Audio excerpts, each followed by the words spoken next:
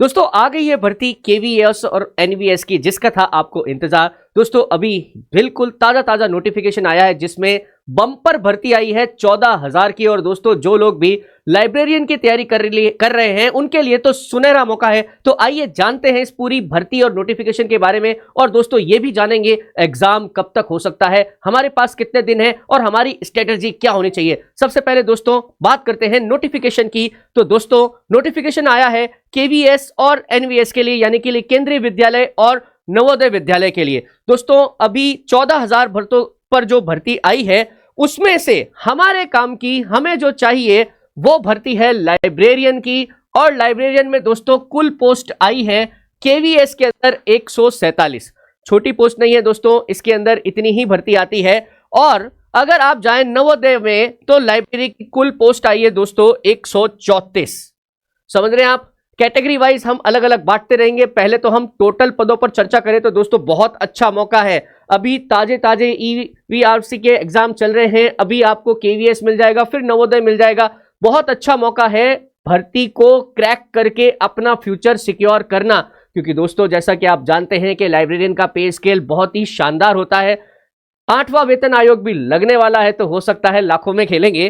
पर दोस्तों थोड़ी सी और चर्चा करें कि इसके अंदर आपको करना क्या होगा, कौन कौन व्यक्ति ये आवेदन कर सकता है, कौन कौन इसमें एलिजिबल है। तो दोस्तों बड़ी बेसिक सी रिक्वायरमेंट है कि आपको bachelor degree in library science के अंदर एटलीस्ट 50% से पास होना अनिवार्य है। दोस्तों ये एक बेसिक रिक्वायरमेंट है।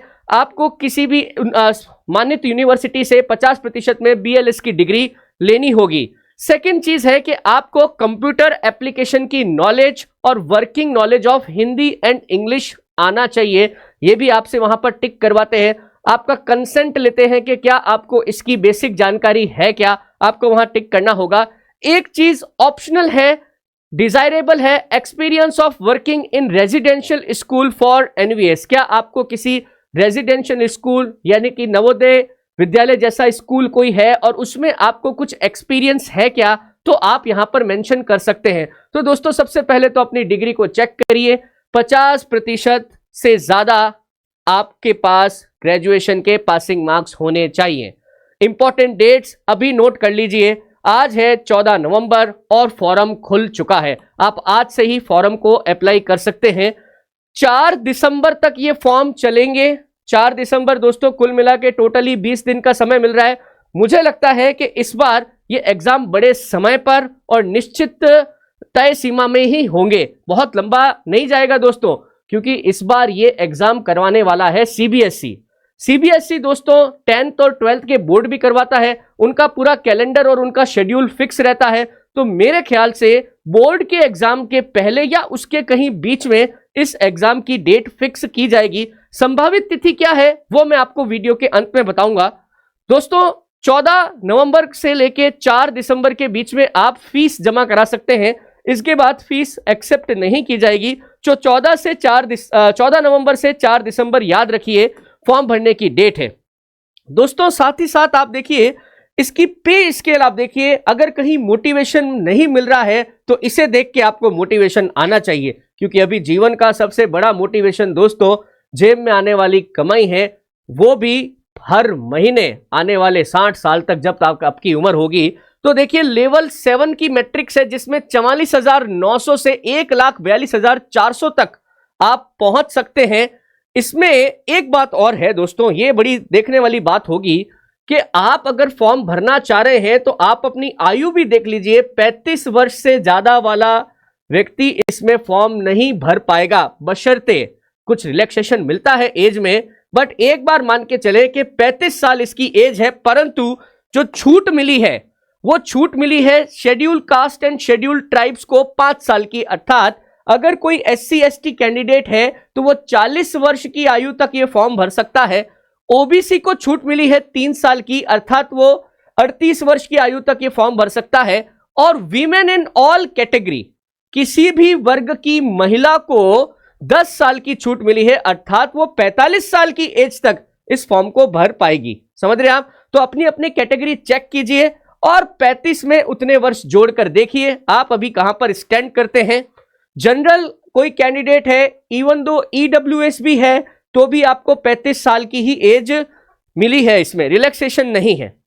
फिर दोस्तों थोड़ा सा सिलेबस की बात करूं, यह बड़ा इंपॉर्टेंट है और मुझे ऐसा लगता है कि आप लोग अभी जिस एग्जाम्स की तैयारी कर रहे हैं उसमें थोड़ा सा और आप एफर्ट डाल दें तो आराम से ये पेपर आप निकाल लेंगे। देखिए, जनरल रीजनिंग के 20 क्वेश्चन है 60 नंबर के, न्यूमेरिकल एबिलिटी थोड़ा बहुत मैथ्स है उसके भी 20 क्वेश्चन है 60 नंबर के, बेसिक कंप्यूटर 20 क्वेश्चन है 60 नंबर के, जनरल नॉलेज के 20 क्वेश्चन है 60 नंबर के, और दोस्तों लैंग्वेज कंपेटेंसी टेस्ट जो कि सिर्फ इंग्लिश का होता है वो 10 क्वेश्चन आएंगे 30 नंबर के। इसके अलावा आपने जो एक लैंग्वेज का चुनाव किया होगा उस लैंग्वेज के 10 क्वेश्चन आएंगे 30 नंबर के, यानी कि कुल मिला के आपके पेपर में होंगे 100 क्वेश्चन और मैक्सिमम मार्क्स होंगे 300। तो आउट ऑफ 300 आपकी मेरिट बनेगी। पर दोस्तों ये सिर्फ पहला चरण है, अगर आप ये पहला चरण पार कर लेते हैं तो दूसरे चरण के अंदर आपको ऑब्जेक्टिव और कुछ डिस्क्रिप्टिव क्वेश्चन भी मिलेंगे। ऑब्जेक्टिव क्वेश्चंस की संख्या होगी 60, डिस्क्रिप्टिव क्वेश्चन की संख्या होगी 10। डिस्क्रिप्टिव समझते हैं ना, आपको विस्तार से लिखना पड़ेगा। ऑब्जेक्टिव क्वेश्चंस के 60 मार्क्स पर क्वेश्चन पर मार्क्स है और डिस्क्रिप्टिव के जो है दोस्तों टोटल 40 मार्क्स है।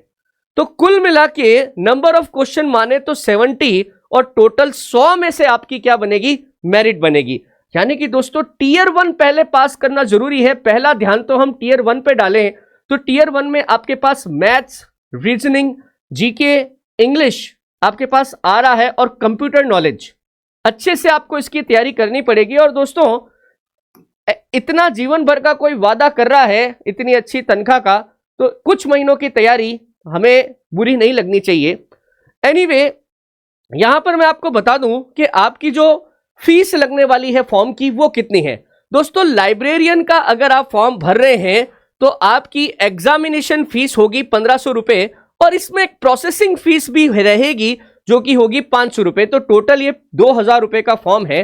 दोस्तों अच्छा ही है, ताकि क्या है कि जो अनवांटेड कैंडिडेट है, जो बिल्कुल भी इच्छुक नहीं है, ऐसे ही चलते फिरते फॉर्म भर रहे हैं, तो शायद उनकी संख्या कम हो। आप अगर सीरियस कैंडिडेट है अपने को तो भरना ही है, इसमें कोई दोहराए नहीं है। दोस्तों परीक्षा की अगर तिथियों की बात करें तो ये एक्सपेक्टेड है, अभी तक अनाउंसमेंट नहीं हुई है। जनवरी के अंतिम हफ्ते के बीच में परीक्षा की तिथि आ सकती है या फिर इसकी अनाउंसमेंट हो सकती है, क्योंकि दोस्तों देखिए फरवरी और मार्च में बोर्ड के एग्जाम भी होते हैं, तो इसी बीच में कहीं ना कहीं सीबीएसई को एग्जाम की तिथि तय करनी होगी। हालांकि मेरा यह आपको सुझाव है कि अभी तो फॉर्म भरिए और तैयारी में जुट जाइए। एग्जाम जिस दिन होना है हो जाएगा, अगर नोटिफिकेशन आया है तो एग्जाम तो होगा ही होगा। दोस्तों अंत में बस यही कहना चाहूंगा, आप लोग हमारे चैनल से बहुत लंबे समय से जुड़े हुए हैं। आपकी प्रतिक्रियाएं, आपके सुझाव और आपके इतने प्यारे मैसेज देखकर ही हमारा हौसला बढ़ा रहता है। आप अगर ऐसी जानकारी जो लाइब्रेरियन से संबंधित है उसे जानना चाहते हैं तो हमारे टेलीग्राम चैनल को जरूर ज्वाइन करिए। टेलीग्राम चैनल आपको OSI फॉर लाइब्रेरी साइंस के नाम से मिल जाएगा। और दोस्तों तैयारी कर रहे हैं, तैयारी के इच्छुक हैं, तो आप हमारे ये कोर्सेज ट्राई कर सकते हैं। हालांकि हम एक ही कोर्स आप परचेस करें तो बाकी सारे कोर्सेज की तैयारी उसी में करवा देते हैं। AMRC लाइब्रेरियन, KVS और लाइब्रेरियन जो नवोदय विद्यालय है, इसके लिए हमारे पास एक कंबाइंड कोर्स भी अवेलेबल है। दोस्तों सिलेबस की विस्तार से जानकारी, इसकी स्ट्रेटजी क्या रहेगी, आप लोग किस तरीके से अपनी जॉब इस बार सिक्योर कर सकते हैं, आप किस प्रकार से इस बार मेरिट में स्थान बना सकते हैं, ये सब चीजें लेकर जल्दी ही आपके सामने आएंगे हमारे mentor Sumer sir. Sumer sir जल्दी ही एक वीडियो लेकर आएंगे। अपने प्रश्नों को तब तक आप इस कमेंट बॉक्स में डाल दीजिए, इस वीडियो के नीचे आपके प्रश्नों का सबका समाधान सुमेर सर आते ही कर देंगे। तो दोस्तों ये था हमारा नोटिफिकेशन। जानकारी के लिए बने रहिए चैनल पर। धन्यवाद।